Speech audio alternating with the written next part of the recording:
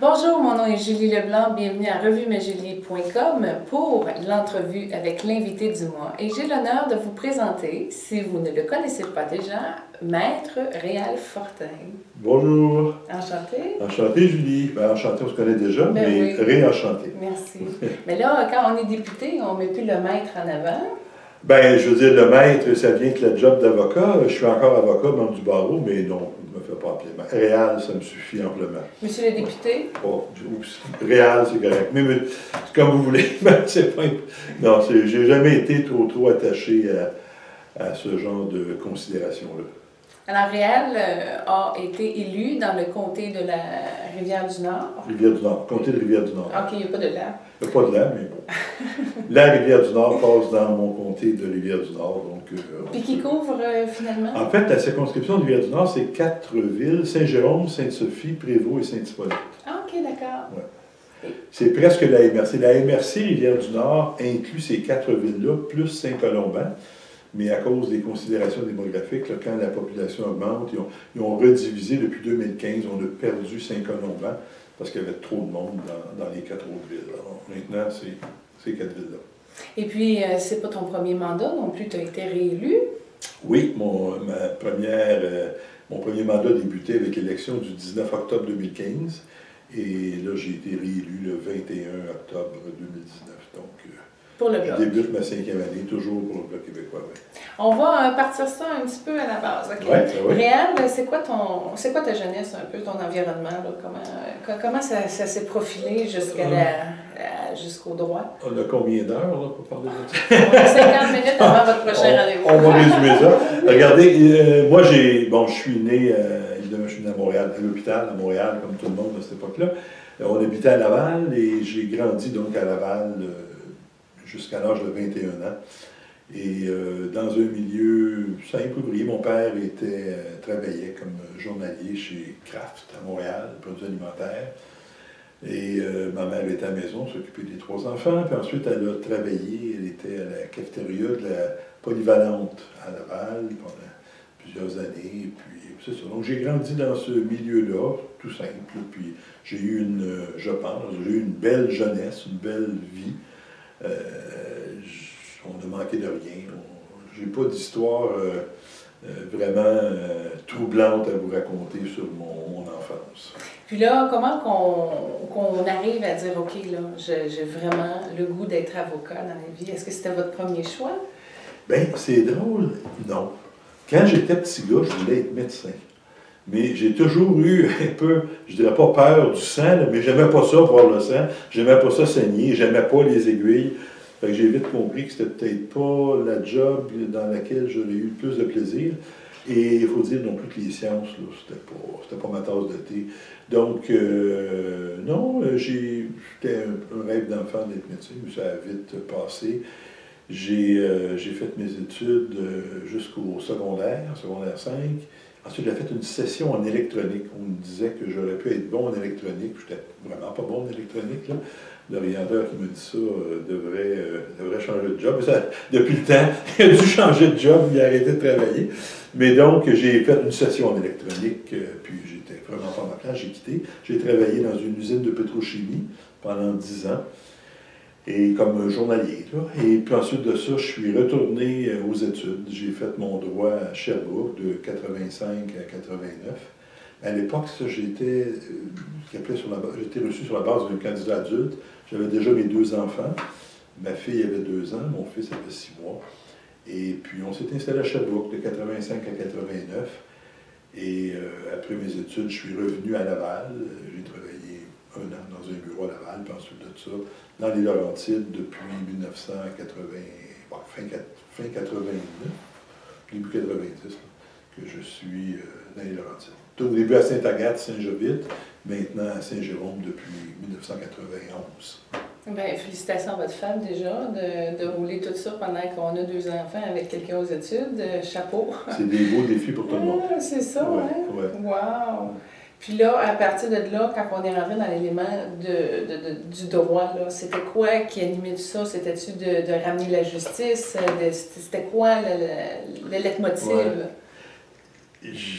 Écoute, je pense que j'ai toujours je ne me suis jamais vraiment arrêté à réfléchir à c'est quoi la motivation profonde, là, mais je pense que j'ai toujours été sensible à ça.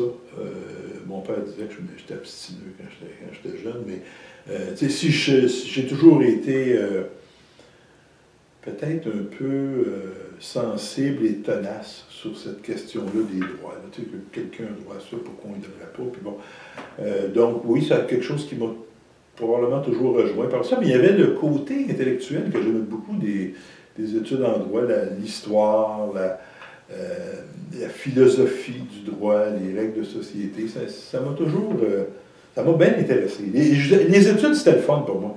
Et je me souviens que j'avais des collègues qui vraiment n'avaient pas de plaisir à étudier. C'était une corvée. Moi, c'était pas une corvée. J'étudiais dans la bibliothèque, je lisais les décisions, puis la bibliothèque fermait, je me souviens plus si c'est 10h ou 11h, puis 10 minutes avant, il faisait clignoter les lumières pour nous dire on ferme là, dans 10 minutes. Et à chaque fois, ça me frustrait. J'étais en train de lire, j'avais pas le goût d'arrêter. Je me disais pourquoi on ne peut pas continuer? Ça? Alors, c'était pas vraiment une corvée. Je ne peux pas dire que j'ai été aux études, là, puis je me suis vraiment là, fait violence. Non. Pour moi, ça a été une période de ma vie que j'ai beaucoup appréciée.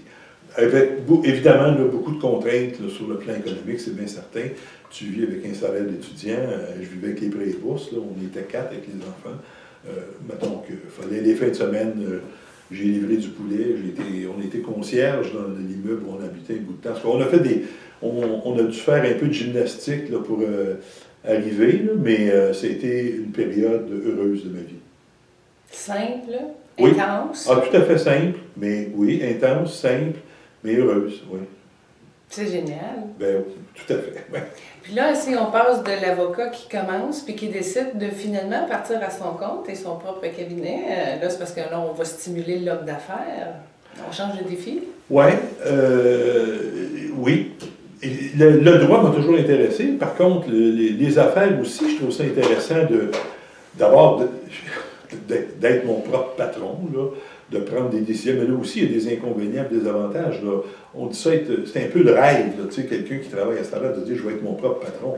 On réalise assez vite que tu ne deviens jamais vraiment ton propre patron. Tu as plus de patrons. Tu as toute ta clientèle qui veut être ton patron, puis qui te fait dire que le vendredi, même s'il est 5 heures, n'oublie pas qu'on a un procès lundi.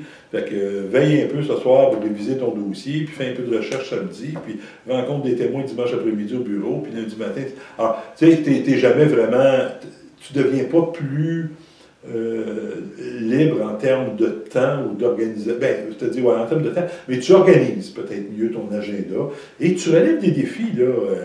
C'est un beau défi. C'est comme construire. Tu sais, construire une maison, tu pars de rien, tu fais creuser, tu construis un solage, la maison, et ainsi de suite. C'est un beau rêve, construire une maison. Hein. Tu pars de zéro, puis au bout d'un an, tu as installé les meubles, tout est là, puis tu es assis dedans, puis tu dis, wow, c'est ma maison, je l'ai construite. C'est un peu ça, un peu le rêve.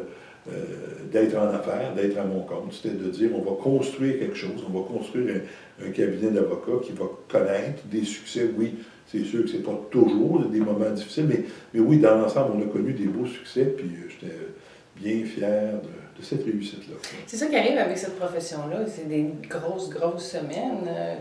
Comment que la vie de famille encaisse ça un peu? Ça prend une femme très, très compréhensive d'avoir un conjoint toujours au travail. Oui.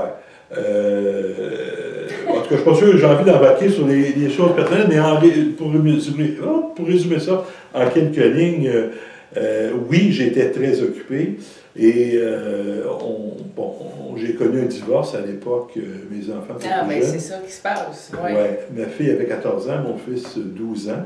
Et à partir de là, ben, c'est moi qui les avais à temps plein. Alors là, l'agenda, oui. C'est pas simplifié, c'est plutôt complexifié parce que j'ai été au bureau quand je me disais qu'il faudrait que je sois à la maison. J'étais à la maison quand je me disais qu'il faudrait que je sois au bureau. Ça a été... ça s'est pas amélioré. Ça n'a pas été facile. Mais oui, durant le temps où j'étais avec ma conjointe de l'époque, avec mon épouse, parce qu'on était mariés, on a dû travailler tous les deux à concilier nos agendas, puis de réussir à livrer la marchandise, si je peux dire, avec les enfants, puis avec le bureau. Là. Donc, ouais, c'est des beaux défis. Parce que dans le bureau, c'est quand même un bébé, il faut que tu sois là. Puis, faut que tu sois là. Tes enfants, il faut que tu sois là aussi. Il faut que tu sois là aussi. D'ailleurs, à l'époque, on habitait à Sainte-Anne-des-Lacs, j'aimais ça, c'était un beau lac, mais il y avait à peu près rien autour. C'était un bel endroit pour habiter, mais pour ce qui est des activités des jeunes. Aujourd'hui, ça s'est beaucoup amélioré, je pense. Mais à l'époque, il n'y avait pas grand-chose. Alors, les enfants venaient de l'école l'après-midi, je me suis plus, 4 heures, 4h30, 5 heures, et là, aurait fallu que je sois là pour les amener, les reconduire. Mon fils voulait aller faire du ski, je l'amène faire du ski, ma fille voulait avoir une amie. Là. Alors, c'était toujours pris, et en même temps, j'ai été au bureau parce que j'avais des clients à rencontrer, des dossiers à m'occuper. Donc, c'est vraiment déchirant. Ça, j'avoue que c'est probablement la partie la plus ingrate du travail que de réussir à concilier la vie de famille, la vie privée et la vie professionnelle. Mais bon, il n'y a rien de parfait. Oui, puis ceux qui sont juste dans la famille, il manque quelque chose, puis ceux qui sont juste dans le business, il manque quelque chose. Le juste là-dedans, puis surtout à grande intensité, chapeau. Chapeau. Non, en tout cas, merci, mais je veux dire, je pense pas d'avoir plus de mérite que personne. Je pense que chacun fait du mieux qu'il peut. On est tous sensibles au bonheur de nos enfants, puis à notre bonheur personnel aussi, évidemment, d'une certaine mesure. Alors, on cherche à concilier tout ça. Je connais pas personne, je pense, moi, qui cherche pas à concilier ses obligations professionnelles, sa vie professionnelle avec sa vie personnelle. Puis on y arrive tous avec plus ou moins de succès selon les circonstances. Puis j'ai pas de regrets, sinon peut-être ça. J'aurais aimé avoir une grosse famille. Moi, mon rêve, là, ça aurait été d'avoir une famille de 7, 8, 10 enfants, puis de me marier tout jeune, puis de rester avec mon épouse, ma femme, pour toute la vie, tu sais, puis d'avoir une belle maison avec un chien sur le bord de l'eau, puis tout le monde est heureux, tout le monde est content. Comme on voit dans les films américains, là. Oui. J'aurais bien aimé ça, vivre dans les films de Walt Disney. Malheureusement, c'est pas toujours comme ça que ça se passe. Mais malgré tout, je pense que je peux dire que j'ai quand même été gâté, là. Puis en passant, quand on a une business comme ça, puis qu'on est très impliqué aussi au niveau communautaire et collectif, vous avez fait beaucoup de bénévolat, entre autres pour le Club Optimiste de Saint-Jérôme, tout ça. Oui, j'ai toujours participé à je ne sais plus combien d'organismes où j'étais, de ces conseils d'administration. Là, je pense à la mesure alternative des Vallées du Nord, quelques années, ici par les Arts, un bout de temps. Évidemment, j'ai été impliqué au barreau, qui est ma corporation professionnelle, au Barreau du Québec, Barreau ici, Laurentides-Lanaudière. J'ai été bâtonnier. J'ai été impliqué avec l'hôpital à Saint-Jérôme. J'ai été au comité d'éthique à la recherche un bout de temps. J'ai été président de CLSC, de regroupement d'établissements de santé des Hautes-Laurentides. En tout cas, j'en ai eu beaucoup d'implications dans des organismes communautaires où je sentais que j'avais des affinités avec la mission de ces organismes-là. Et j'ai aussi été impliqué politiquement, parce que ça aussi, pour moi, c'était important, la politique. J'ai pas dans le sens de m'impliquer pour devenir député. Ça, c'est arrivé comme après. Mais je dirais que, d'abord, toute ma vie, j'ai été intéressé par la question nationale, là, à savoir que, quant à moi, le Québec devrait être un pays, on devrait se gouverner nous-mêmes, on ne devrait pas avoir à négocier avec un autre État là, nos conditions de vie. Mais ça m'a toujours sensibilisé, ça, depuis, je me souviens de l'école secondaire, j'étais déjà militant, là, indépendantiste, convaincu. C'était militant, genre, poser des pancartes, puis jaser avec les amis. Sauf qu'après ça, après mes études, quand je suis revenu, dès le départ, en 89, j'ai été impliqué dans l'organisation politique. À l'époque, c'était Jocelyne Caron, qui avait été élue députée de Terrebonne. J'habitais à Sainte-Anne-des-Plaines. J'avais collaboré à l'organisation de son élection. Ensuite de ça, j'ai fait à peu près tous les postes possibles. J'ai été militant, évidemment. J'ai été président de circonscription. J'ai été président pour la Légion des Laurentides un bout de temps. J'ai siégé au Bureau national du Parti québécois. J'ai été président au Bloc. À un moment donné, j'étais président du Bloc et du PQ en même temps. Ça m'a toujours vraiment... j'ai toujours été très sensible et impliqué en politique. Et à un moment donné, j'avais dit, bon là, c'est assez. Là, en 2015, j'avais comme décidé de prendre un peu mes distances. Je trouvais que j'avais quand même fait plusieurs années là-dedans. Puis plus intensément, là, de 89 à 2015, ça fait quand même, quoi, ça fait 15, ça fait 25 ans, mon Dieu. En tout cas, pendant 25 ans, là, comme président, là, à une place ou à l'autre, au PQ pour au Bloc, et là, j'avais dit, bon, tout assez, j'ai fait ce que j'avais à faire. Je passe à autre chose. Puis, et j'avais quitté les fonctions de président du Bloc et du PQ à ce moment-là. Et Puis c'est fini. Puis finalement, au printemps 2015, Gilles Duceppe est revenu au Bloc québécois, puis là, ben, mon téléphone s'est mis à sonner, Réal, on voudrait que tu reviennes, tu devrais être candidat. Au début, je disais non. Bon, puis finalement, de fil en aiguille, j'ai été candidat, j'ai gagné, puis bon, le restant, c'est l'histoire. Mais il restait juste ça à aller chercher comme expérience, finalement. Il y a plein d'expériences. La vie, c'est tellement court. Il y a tellement d'autres expériences que j'ai pas vécues, puis que j'aimerais vivre, mais j'ai vécu ça, puis là, je suis rendu là. Puis je suis content de ce que j'ai fait, je suis content d'où je suis, mais je suis loin d'être dire que c'est fini. Je suis loin d'être prêt à dire que c'est fini. J'espère vivre vieux. J'espère être un vieux malcommode un jour. Et puis vivre encore plein de belles expériences. Mais c'est très intense, là. On s'entend-tu que le programme est chargé, là? Vous n'avez pas passé votre vie à écouter la télé chez vous, là? Non, pas vraiment. J'aime beaucoup écouter la télévision. J'aime écouter des films, écouter les nouvelles, évidemment, mais sinon, là, je suis pas suffisamment assidu pour suivre, par exemple, les séries, là. Une série d'émissions qui vient chaque semaine. Ça m'exaspère parce que j'en vois une, je manque l'autre, je vois l'autre. À un moment donné, tu ne suis plus, j'aime autant pour regarder. Mais m'asseoir pour écouter un bon film, ça, j'aime ça. C'est une belle détente. Avez-vous eu le temps de développer certaines passions, des talents, à part toute cette implication-là? J'ai jamais été... je suis très curieux, gourmand pour la nourriture, pour le bon vin, un bon scotch, même un bon cigare. J'aime goûter à plein de choses, goûter à la vie, voyager, tout ça. Mais peut-être que je suis trop gourmand, trop intéressé par trop de choses. J'ai jamais vraiment, comment je pourrais dire, j'ai jamais vraiment persévéré dans un domaine pour devenir un expert ou un amateur, connaisseur, peu importe dans quel domaine. Alors j'ai joué au hockey, j'ai joué au baseball, j'ai fait du judo, j'ai enseigné du judo avec des amis. Qu'est-ce que j'ai fait? De la plongée, du parachute, jamais voilier, j'ai fait de la voile, donc ça c'était une belle passion que j'ai encore d'ailleurs, c'est pas fini, un jour peut-être que je m'en rachèterai un. Parce que j'ai touché à plein de choses, mais je peux pas dire que j'ai développé d'expertise ou de compétences particulières dans aucun domaine. Ça me vient pas l'idée. Bien, juste le fait de se mettre dans une position où on peut savourer et apprécier, mais tu sais, c'est le fun, un opéra sans être obligé de le chanter, tu sais. Oui, d'ailleurs, j'aime beaucoup ça, l'opéra. Je suis abonné à l'opéra depuis plusieurs années et j'essaye de ne pas en manquer une. C'est quelque chose que j'aime beaucoup.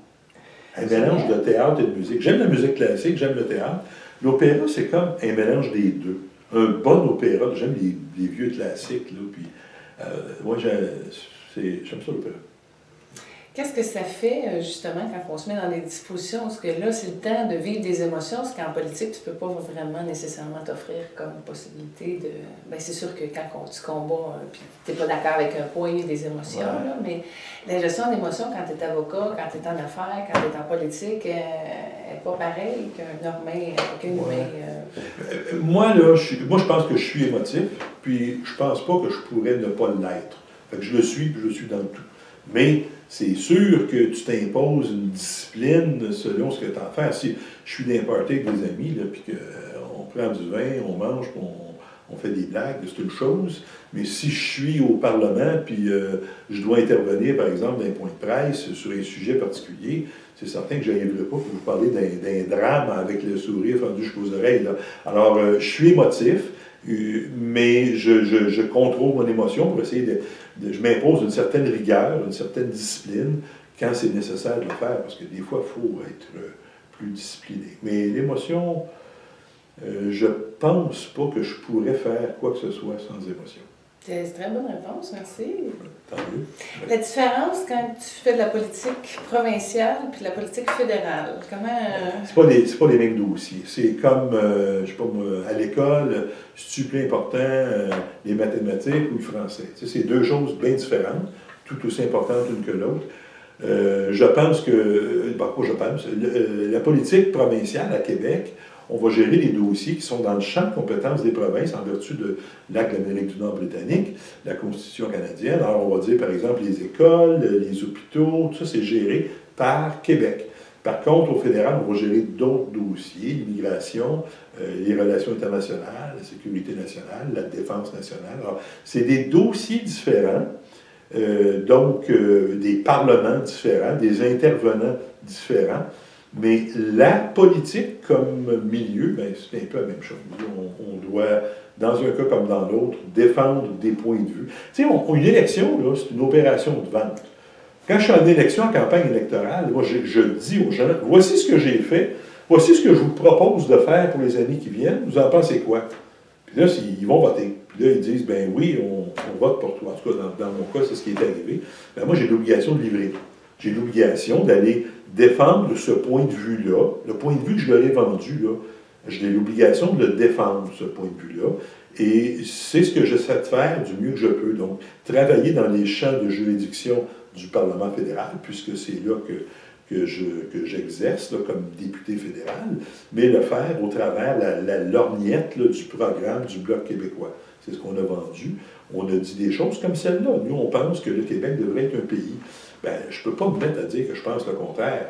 Mais il faut faire attention, par exemple, ou encore une fois, on le dit aussi plus souvent, il faut faire la distinction dans le fait qu'on est à Ottawa, puis c'est pas Ottawa qui va faire l'indépendance du Québec. Si elle se fait, je ne devrais pas dire si, je dirais plutôt l'ORS, parce que quant à moi, c'est inévitable. Je n'ai juste aucune espèce d'idée de quand ça va arriver, mais ça m'apparaît comme quelque chose la vieille coupe qui ne marche pas. mais moi, je suis à Ottawa, là, donc je défends les intérêts du Québec, les intérêts de mes électeurs, à l'intérieur de la Confédération canadienne, parce qu'on est là. Mais je souhaite que le Québec devienne un pays. Mais ce n'est pas moi qui va dire, bon, ben OK, voici, à compter de demain, on met en place un processus d'accession à l'indépendance du Québec. On dit, là, t'es où?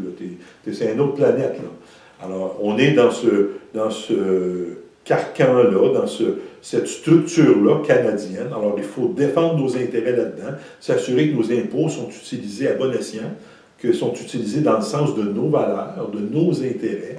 Et c'est ce qu'on fait, c'est ce que je m'efforce de faire. Là, ça marche-tu? Y a-t-il vraiment des places où ce qu'ils essaient de nous en passer des fois? Ah ben, mon Dieu Seigneur, oui. Oui. Oui. Ben oui. Mais pas par mauvaise foi. Il faut s'entendre. Il y a des gens qui me disent l'ennemi. Attends un peu. Là. Moi, je n'ai pas d'ennemi à Ottawa. Là, OK? Mais j'ai des adversaires politiques, des gens qui voient les choses différemment de moi. Alors, ça n'en fait pas des ennemis, mais ça en fait des adversaires. Peu importe les dossiers sur lesquels on travaille, il m'arrive d'être d'accord avec une position proposée par les libéraux. D'autres fois, je ne suis pas en tout d'accord, mais je vais être d'accord à certaines occasions avec les conservateurs. D'autres fois, je ne suis pas en tout d'accord avec eux. Je ne fais pas l'effort, moi, là, comment je pourrais dire, d'harmoniser nos politiques, nos interventions en fonction d'un ou l'autre des partis.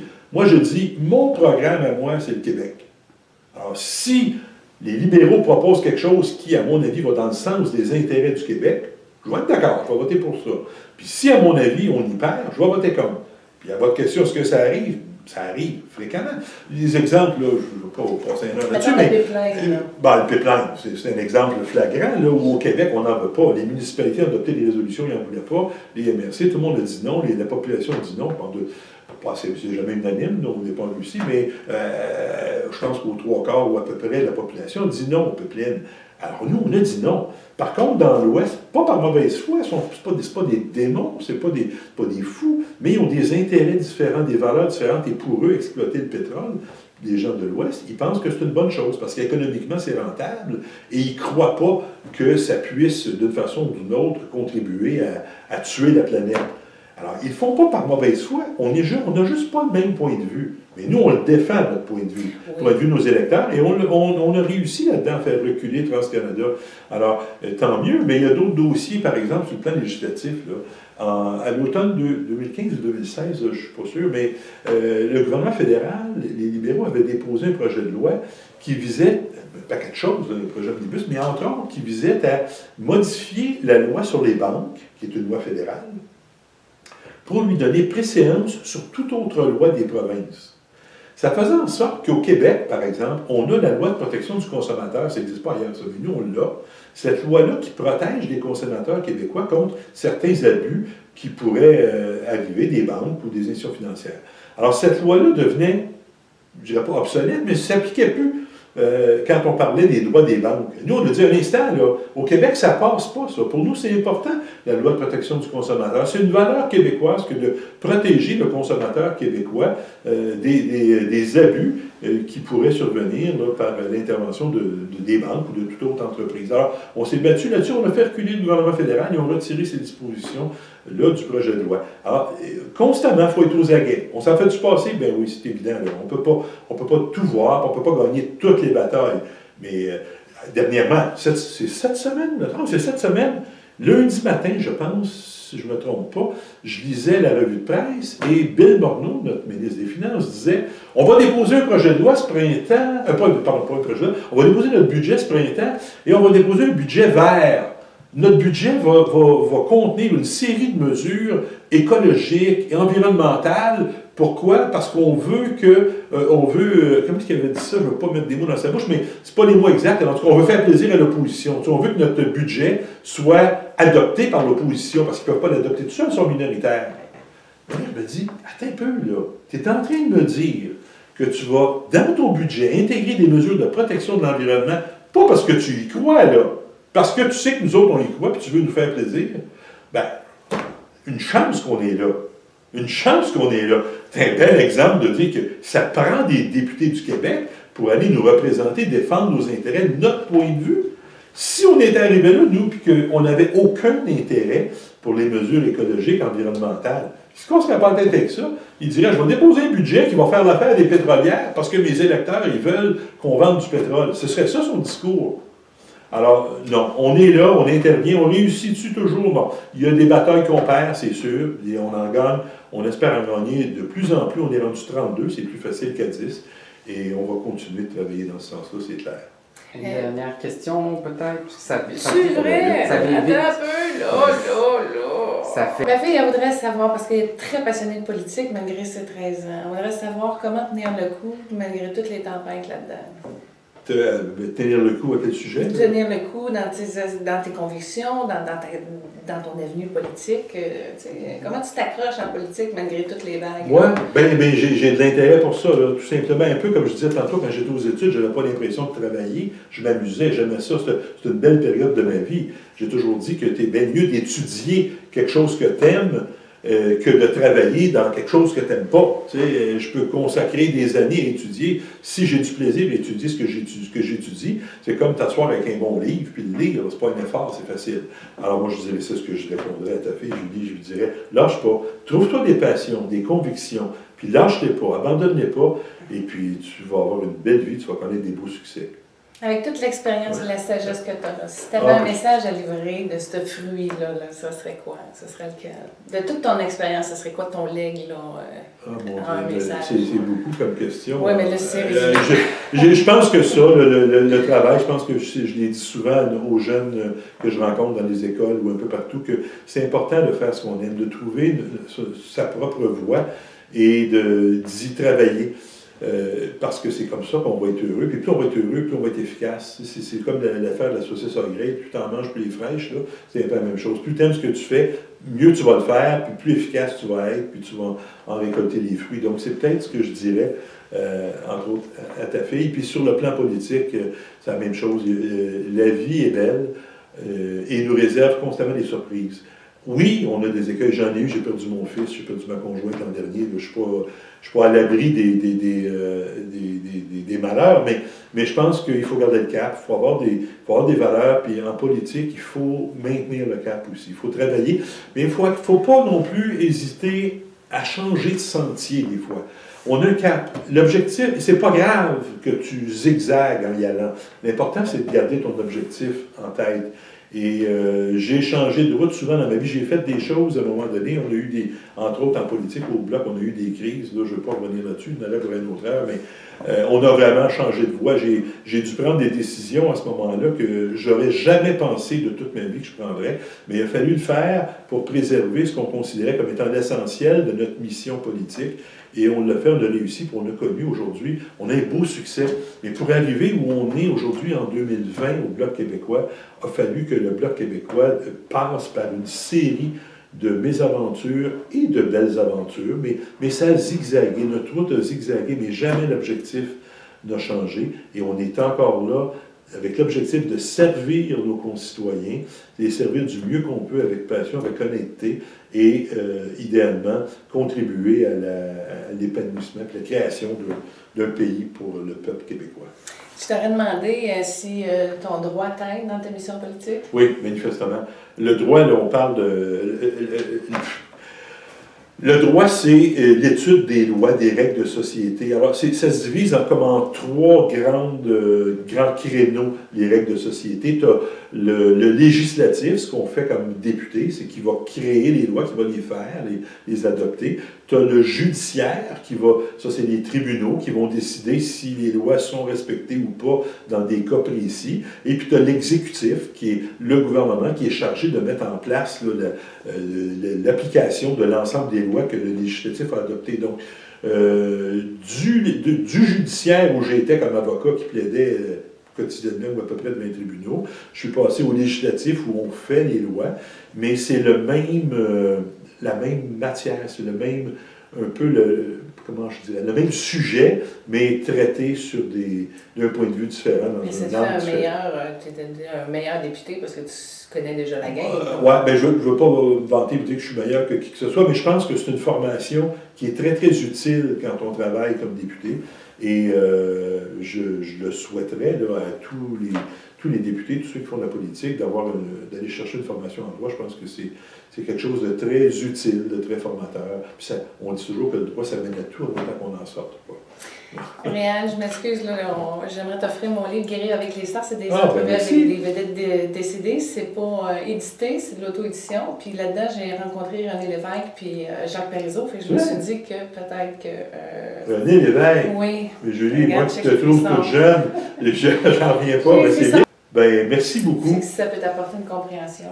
Oui, parce que là, j'explique comment ça se passe de l'autre côté. De l'autre côté? Oui, vous avez pas mal d'aide. Bon, ben, écoute, je vais lire ça, puis... merci infiniment. Merci à toi, Julie. Bonne continuation. Merci, puis bon surtout, succès dans tes bonne entreprises. protection dans tout ce que tu as accompli encore. Merci. Puis, qui sait, peut-être monter au palier mondial un jour. Moi, la vie m'a tellement réservé de surprises que je suis plus capable de dire non à rien. Mais disons que je serais surpris de... Ça peut. Je vois pas ce que j'ai... Mais oui, tout est possible. Réal Fortin, merci infiniment. Une petite autographe pour ma fille. Merci. Vous pouvez mettre la page Facebook de M. Fortin. OK. C'est ça. Parfait. Est-ce que vous voulez que je termine ça maintenant? Ben oui. Merci beaucoup d'avoir été avec nous. Passe une belle semaine.